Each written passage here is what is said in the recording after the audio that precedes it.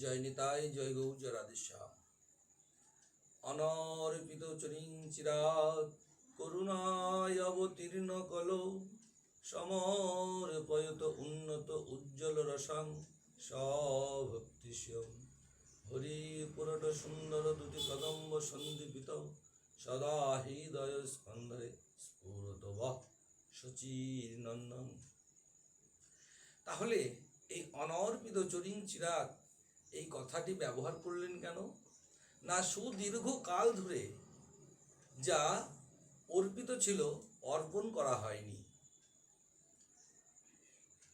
তাই আমাদের গৌর সুন্দর এই কলিহত জীবের জন্য সেই গোলকের গোপনীয় প্রেম ও রতন আজ কলিহত জীবের দ্বারে দ্বারে এসে বিলিয়ে দিচ্ছেন।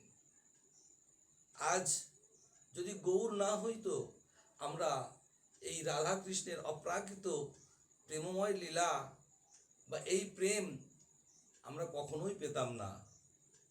তাই সর্বোপরি আমাদের আগে নিতাইকে জানতে হবে, আমাদের গৌরকে জানতে হবে, তারপর আমাদের রাধা গোবিন্দকে পেতে হবে।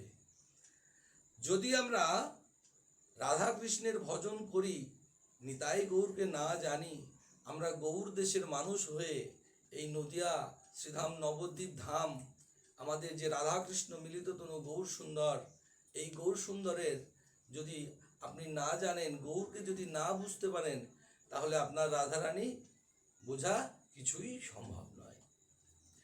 এই রাধাকৃষ্ণের তত্ত্ব এত সহজ নয়।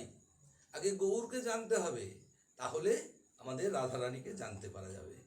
নিতাই গৌর প্রেমানন্দে হরি হরি বল। জয় জয় রাধেশ।